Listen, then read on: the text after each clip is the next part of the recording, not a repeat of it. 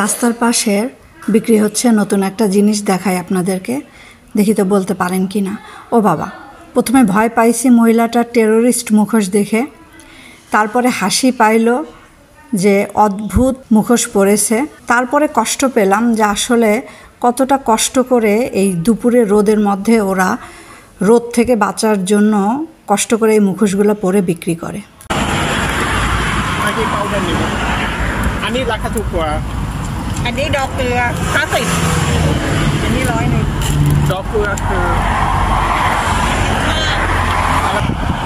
হ্যাঁ, এগুলো হচ্ছে ময়লা লবণ। এই ময়লা পরিষ্কার করে আবার ওরা বিক্রি করে। আর এই জায়গাটা পুরোটাই লবণের ক্ষেত বলা যায়।